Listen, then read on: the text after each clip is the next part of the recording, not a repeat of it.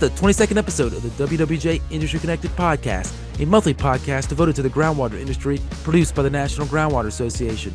I'm your host, Mike Price, and today we're joined by Blake Talkman of Wind Supply Lubbock, Texas Company. We discuss him winning NGWA's Supplier of the Year Award, career background in the groundwater industry, Groundwater Week 2025 this December, and more. And we welcome to the podcast NGWA Board Director Blake Talkman of Wind Supply Lubbock, Texas Company in Lubbock, Texas. Blake is NGWA's 2025 Supplier of the Year Award winner, which will be presented at Groundwater Week 2025 this December in New Orleans. Welcome to the podcast, Blake. Thanks for having me. You bet. What's the award mean to you right off the bat? Man, I tell you what, when I found out, I was pretty shocked. And the reason why is if you look at the names of some of the previous award winners, there's some pretty heavy hitters up there, right? Yeah. Just to throw out a couple that I've worked with personally, you look at Tom Sturzing and Ryan Arnett from Austin Pump, Yep. Mark Durham and Ronnie Hensley from Guycon. There's a whole bunch of them, but those guys specifically that I've worked with are the impact they made to customers, the impact they made on the industry and make on the industry. Uh, I still talk to customers today who talk about those guys, Wow. and we still talk about those guys. Obviously, Ryan is still right here for it, but Yep. just to be mentioned in any kind of category with those guys is a major accomplishment to me and or for me. But a big part of that, I want to thank definitely the suppliers board for nominating me. It's cool to get that kind of recognition from I hate to use the word competitors, I'll say peers, whatever. It's the industry as big as we are is so small, and it's cool to get that recognition from them. Uh, the my team here and my customers that we have, we can't do anything without them. So whatever recognition I get or my company gets is all from my team and my customers for sure. Right. But absolutely. Right. Well, I know you got a young family too, and your support at home helps you in the work life as well. So, Well, yeah, that can't be mentioned enough, and I feel like I say it too much, but probably not enough to my wife for sure. And then my kids kind of jump on board in any of our work events they can show up at. They definitely show their support too. My daughter has gotten into golf over the last couple of years, and uh, we always have a big golf event for our customers and some of our vendors. And I actually ordered her a specialized Wind Supply Lubbock little golf shirt for her. She love likes it. to wear, so it's Oh, that's just a great. pretty cool deal. Yeah. Well, tell us too. So your family's now getting has been introduced to the industry. How did you yourself catch wind of groundwater industry? So it's funny story, right? So in this February, so February 26th will be 20 years that I've been in, well, even in the supply industry, because that was my first job was that. But upon graduating the small school of Wilson High School, graduating with a class of 10, I don't need to tell you where I was at in the rankings of that, but I want to say within like 7 to 10 days, I was enrolled at Texas A&M, and I always knew I wanted to be part of the ag industry. Hmm. I just didn't know which part. I had big plans for myself that didn't work out. Thank God, actually. But after a short stint in College Station, Texas, I moved back to Lubbock and kind of went to work on the farms at a lot of my family farms, and actually took a job with what's called today as the Texas AgriLife Research Center. So they do a lot of like cotton genetics testing. They do irrigation techniques, lots of different cool things. And while I was out there, I had submitted my very short resume to a staffing agency, and they called me about. They said, "Well, we can't really find anything what you're looking for, but related to the ag industry, we have a temporary position, it's a seasonal position at a pump supplier." And that pump supplier was at the time called Global Pumps and Equipment. Yeah. And starting off, temporary worker, no guarantees I would have a job or anything, but I got to sweep the floors, tear down submersible turbines, test, rebuild, just kind of just work in the shop a lot, Yeah. and paint the bathrooms when it was slow, and ended up getting hired on, got a full-time job there, and spent the next 3 to 4 years just learning the whole operation, everything in the back, from counter sales to centrifugals, sizing pumps, diagnosing issues, just a little bit of everything in the back. I had the opportunity for the same company. They have another division it was called American West Windmill and Solar. So, water pumping windmills and solar powered pumps. Yep. And that division was in Abernathy, which is about 25, 30 miles north of Lubbock. Okay. So not going too far away. Right. I went up there and I was the operations manager for that company for a few years, and that's really where I started getting my feet wet in the wholesale supply, because that's when I started working with a lot more contractors from around the United States. It wasn't just kind of designated to West Texas. And I also got to work with suppliers, because we sold to some suppliers as well. So that's when I really got to meet what this industry was about. I started attending groundwater shows. I think my very first one was in Vegas. I don't know if I could tell you the year, but wow. I mean, I'd never been a part of anything like that. And the cool thing is, it was like a month or 3 weeks after that, I got to attend my first Texas groundwater show. So it Oh, was kind nice. of it was cool to see all that and see the industry and see what it was about, and how really massive Yeah. it is, and how many different jobs, how many different it's there's so many when you start really diving off into it. So after a few years at American West, Lawrence, which was the solar pump manufacturer, Hmm. had decided to open up a part of their manufacturing, but with like a supply representation in the U.S. called Lawrence U.S. And I went with a gentleman by the name of Eric Macias, who is the current president of the NGWA. Yes. And I was employee number two over there. So I'm always pretty proud of that. I always try to bring it up when I can, especially to Eric. Uh, but that was another extension of I always feel like my experience with other suppliers has built not just me, but our company here at Wind Supply of Lubbock. Right. Seeing what other suppliers, how they handle things, because everyone's a little different. But I will tell you, the most common theme is everyone seems to be pretty contractor centric. It's For definitely sure. always about the contractor. Um, in 2017, I had the opportunity to begin to work more direct with contractors. We had some areas where we didn't have supplier representation, so we ended up kind of having to work with directors until we could find anything, and that kind of gave me the itch to want to work more with contractors than I was with suppliers. Okay. And that kind of brought me to where we are today. I'd met up with my business partner. His name is Toby, and we all kind of made up this idea for this distribution company in Lubbock, Texas, supporting the ag industry, but also supporting some of the things that I've done before with solar and um, commercial industrial sales. So that was 2018 when we officially opened for Wind Supply at Lubbock, Okay.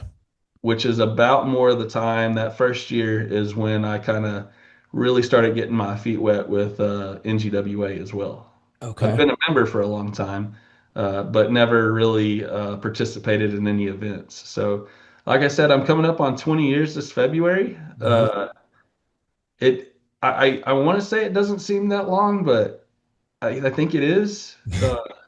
Everything kind of it's hard to keep track of what year was what now. So I will tell you that. So some of these guys that talk about their 40, 50, 60 years experience, I have no idea.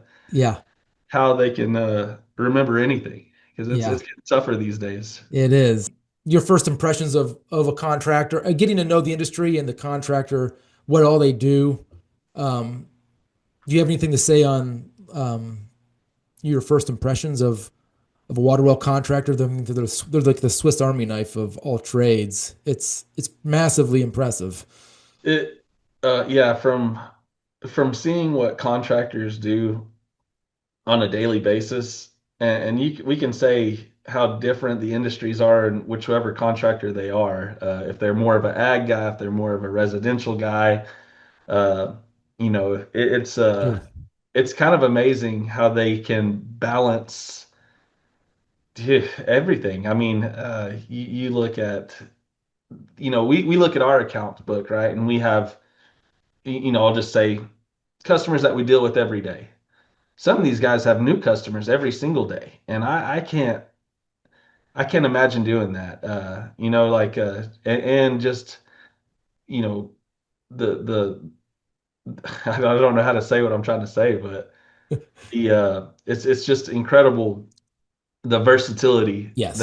that these guys have and how they've created such strong businesses, and how they've grown their employees, which employees is a whole nother, rabbit hole as far as how they can manage to keep these guys, especially in the time, with any younger people, because it's insanity.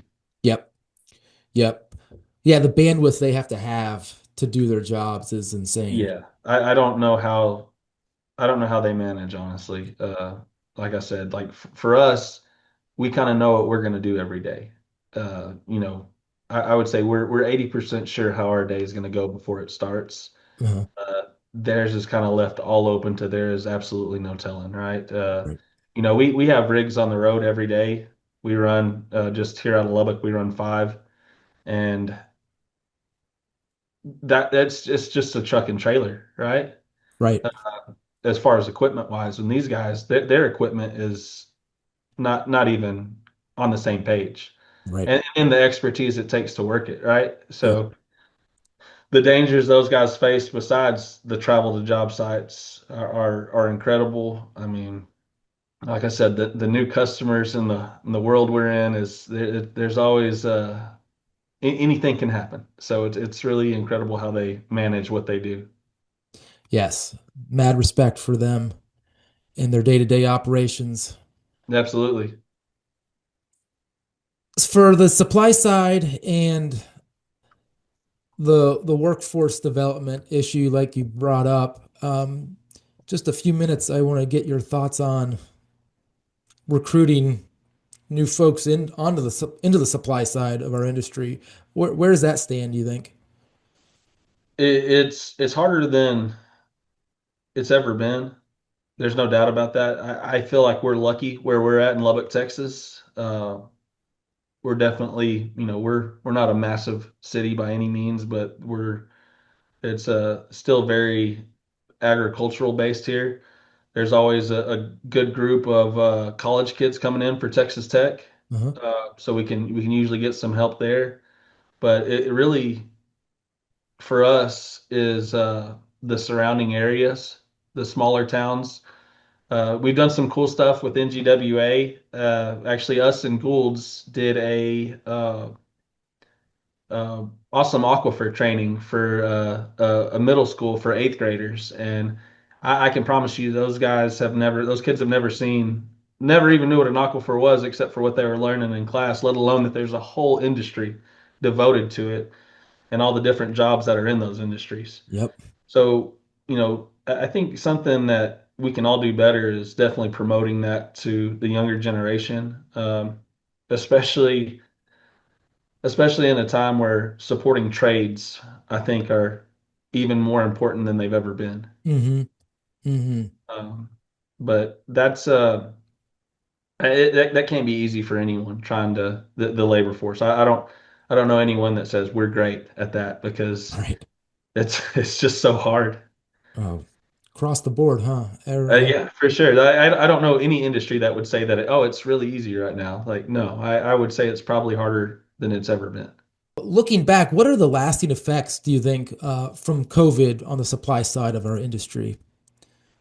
The lasting effects. So if I heard from anyone today that they do the same things that they did in 2019, there's no way. The the whole strategy of how we stock, inventory turns, everything has changed for us. Mm. And not only for us, but it's also changed for the contractors. I Hmm. would be willing to bet more contractors stock more equipment now than they ever have after all that. We've, to say that we've definitely over quadrupled our inventory from that standpoint, only as a safeguard and a buffer to keep from any supply chain disruptions. You talk about even that, the supply chain disruptions. Look at tariffs this year, trying to beat those, trying to make sure that your contractor wouldn't have to adjust their prices by 50% overnight. Right.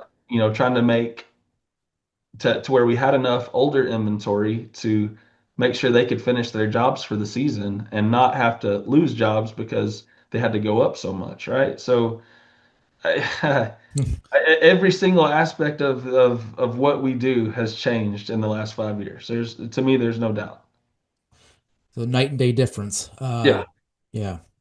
Well, looking ahead to Groundwater Week 2025 this December in New Orleans, where you'll get your Supplier of the Year award. What are you most looking forward to in addition to receiving the award at the show? Now, we always have a great time at Groundwater Week. I think this year we're taking, well, I know the group size is at least around 65 people with us. Uh, we just always have a blast that week. I mean, the show's always good.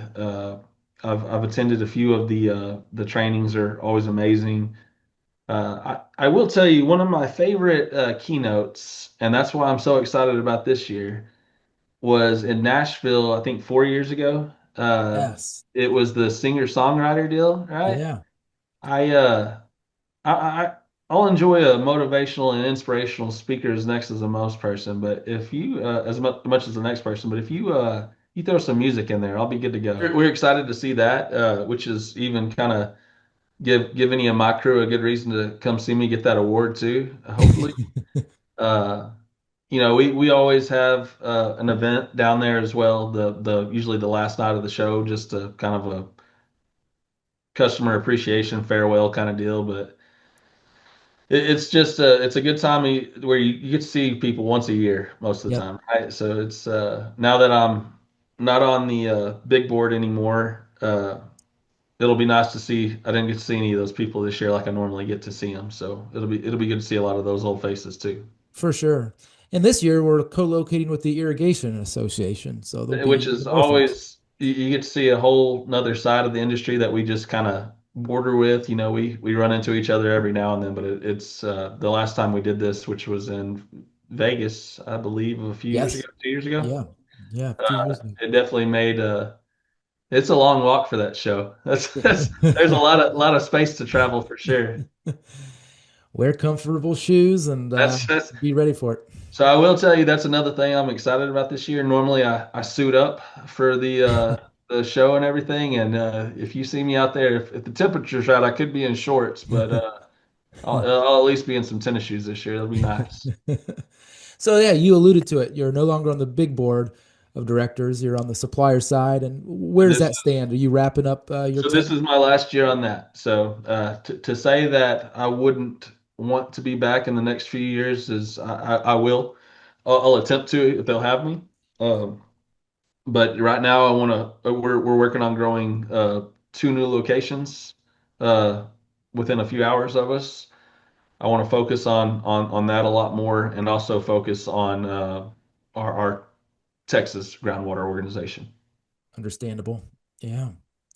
Well, thank you for your service and time all these years on the big board and the supplier board. And we've got November 7th, early bird reg. I wanted to get that in for Groundwater Week. So take advantage Clock's of the early ticking. bird. Yes, sir. Yes. Yeah.